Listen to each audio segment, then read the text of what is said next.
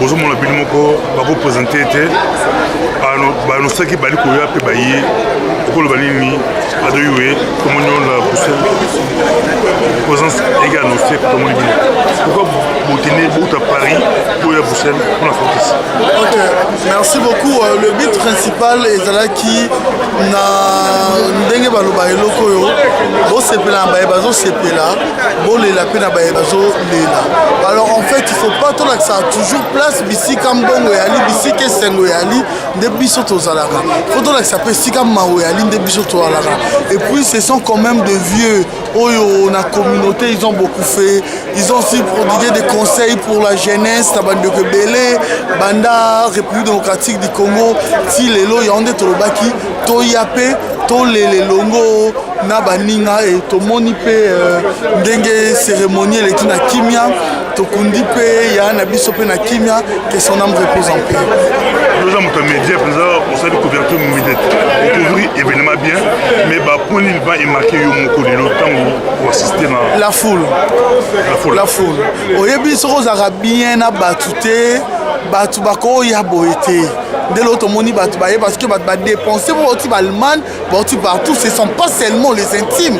Et là quand même voilà batu partout, batu soit fana nega 30 minutes boy. Mais façon mona comment est-ce que le monsieur était, il était vraiment généreux.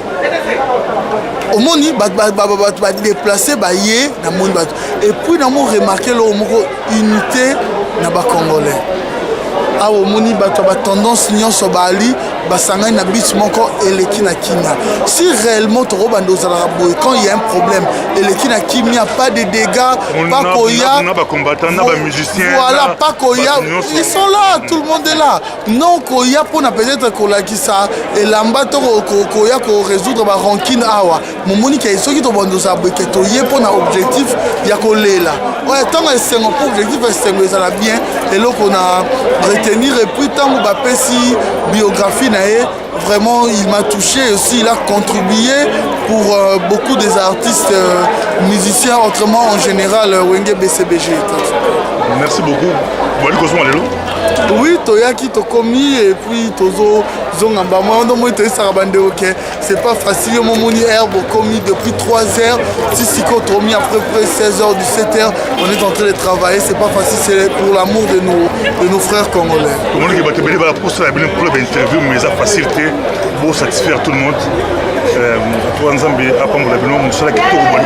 Ok, merci beaucoup. C'est à noter que tu vas satisfaire Moutounios parce que tu es pour Batmami Laxate. Tu es pour tout na Moutou à cause de la quand même na idée. Il y a des quoi à Tiki Bissona souvenir pour Bandeko pe Bayeba qui était to Bayoka qui est Bayeba Soka Zanani. Il y a on est au petit Gozoa. Matanga Mobimbate ou les Michel Zalega. Et là, pour la visibilité, ce qui a passé par Doyoué.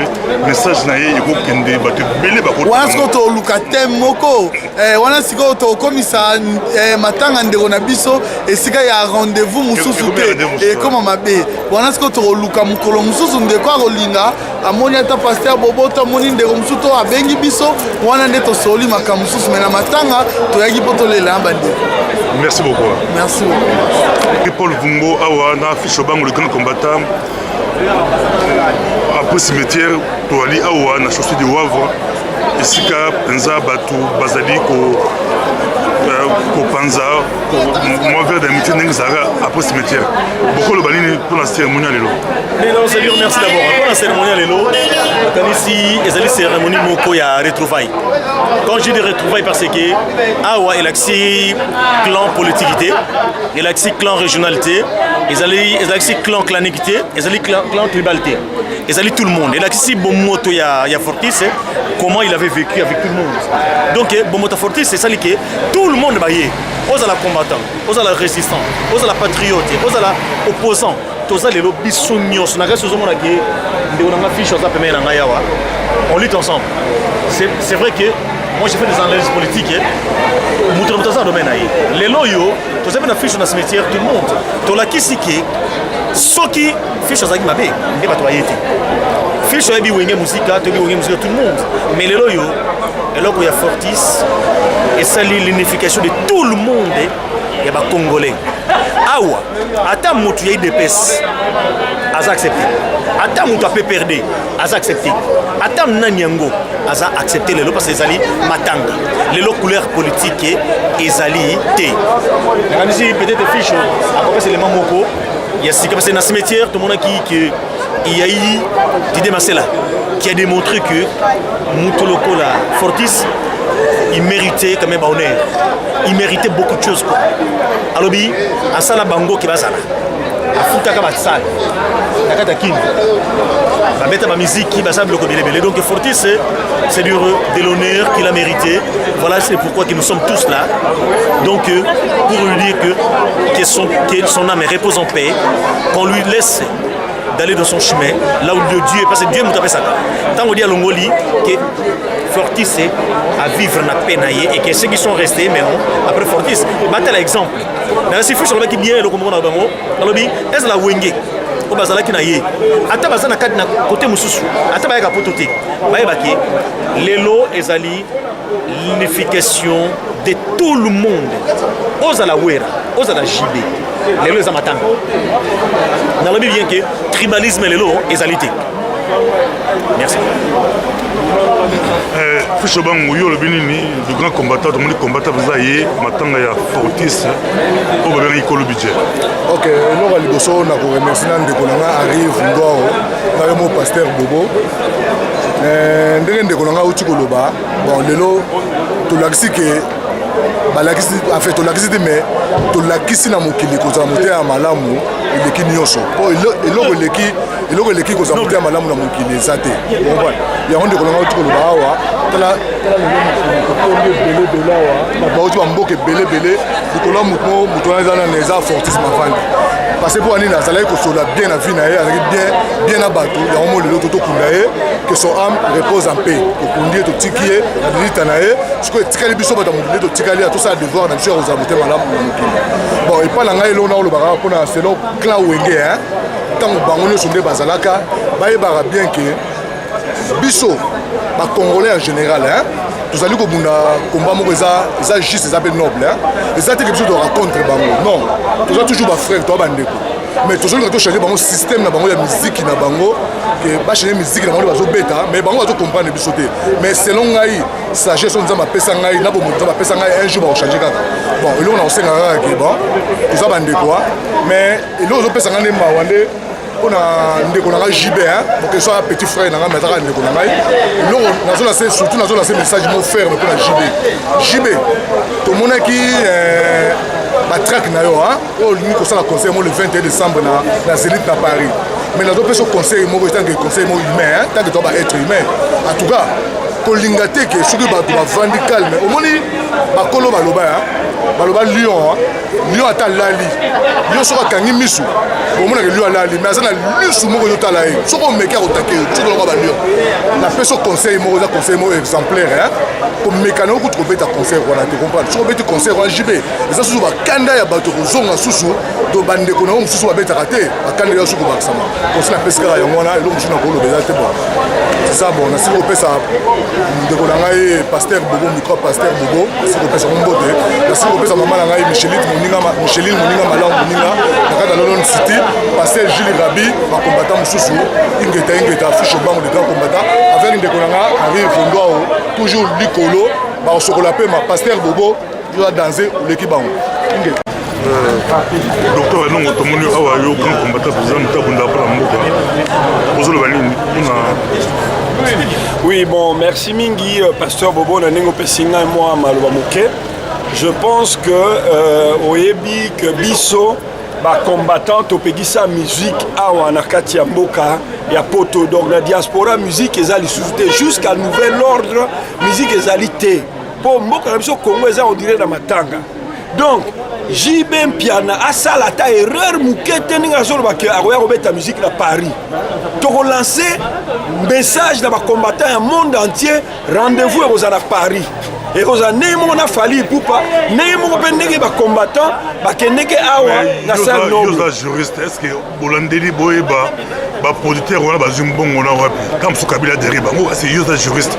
Bolandeli Boeba, on a un bon à perdre. Bon, je veux répondre aussi en tant que juriste. Vous devez savoir une chose. Si un crime ou un assassinat est commandité par une personne, c'est-à-dire l'auteur intellectuel du crime, il donne l'argent à un certain nombre de gens qu'on appelle exécutants. Ces gens-là qui vont aller exécuter. Mais nous n'allons pas compter. Donc nous allons tabler non sur le moment où ils ont perçu de l'argent, les exécutants, mais nous allons beaucoup plus nous appesantir sur le moment de l'exécution de la mission. C'est ce qui importe le plus.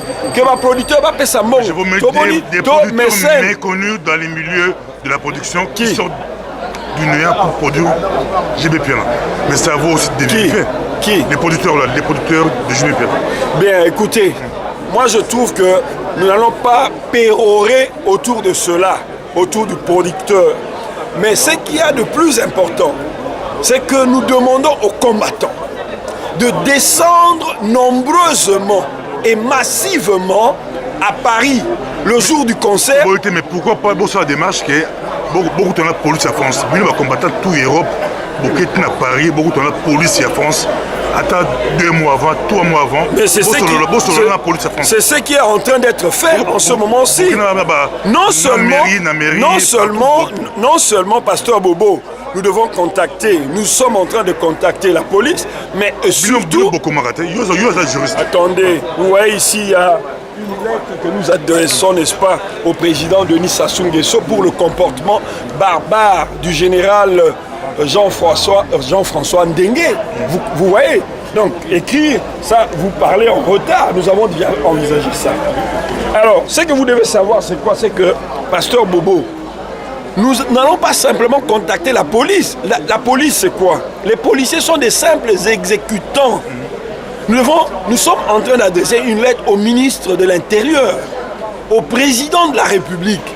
Et aussi, nous allons, n'est-ce pas, diligenter une action auprès des cours et tribunaux, en tout cas de la République française. Oui, je vais te dire...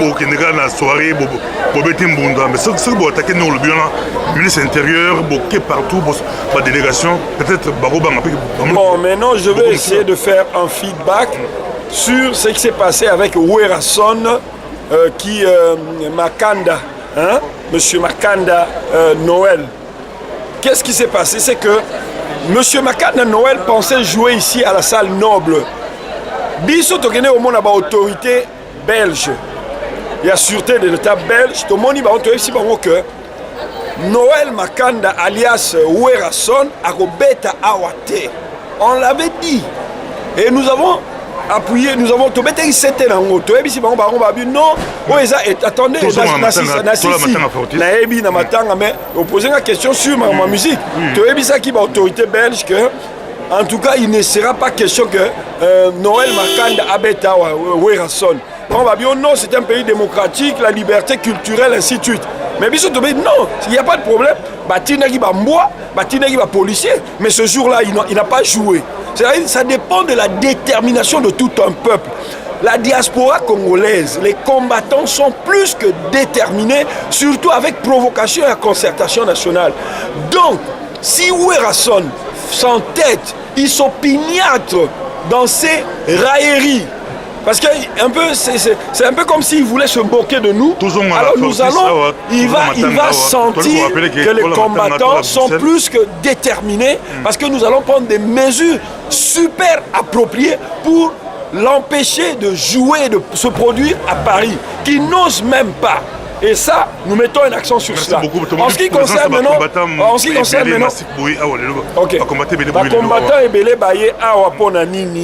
d'abord, ce que nous devons savoir, c'est quoi? C'est vrai, Biso de Pexi musique, mais Fortis Navwangi, Azalaki, les musiciens, je citerai Marie-Paul Roy-Pelé, Oya Wenge Musique à El Paris. On a eu quelques échanges naïe, comment pourrais-je dire, dialogue naïe, na Marie-Paul bien entendu. Donc, moi, entrevue Moronaye, il était question que Marie-Paul Total a négani dans quelle mesure il peut se produire ici, soit Nana Boketu premier, ainsi de suite, ou soit Ayemba chanson révolutionnaire. Tout ça là qui a contact wana ezalaki un peu poussé. Mais alors, il faut qu'on ait une chose, c'est que ceux qui tolingaki topesa moi espace mouké, Marie-Paul Na, Boketu Premier, le prophète de la nation, c'est parce que Baza engagé, ce sont des musiciens congolais engagés. Ce ne sont pas des musiciens congolais au Bazo Kolali, ça peuple na Congo Kuna. Et puis en plus de cela, Biso Tozo pour ça en sorte que parce que Fortis, Azalaki na état d'esprit. État d'esprit, on a ezali à combattant. Le combattant, ce n'est pas la manifestation, ce n'est pas descendre sur le terrain, empêcher les musiciens de taper ou que sais-je encore. Mais le combattant, c'est surtout un état d'esprit. L'état d'esprit, c'est ce qu'on appelle en latin, ou les juristes appellent l'animus, ce qui a l'intention, d'intent en anglais. Donc il avait cet état d'esprit-là. Voilà, c'est un peu ça. Et on est venu parce qu'il était dans les manifestations, il venait et il a soutenu le roi Pelé, Marie-Paul, qui se battait du côté du peuple, s'est rangé du côté du peuple. Voilà pourquoi nous sommes venus ici. Combattant a été combattant, combattant état d'esprit, et ça dit marche karaté. Et puis, mais après, il y a quand même dans la marche physiquement. Et je pense que... Je basé le 21. Je basé le 21. Le 21 décembre. Ah, vous avez mais ça tout le cas. Clan Wenge. Si, Clan Wenge. Il y a pour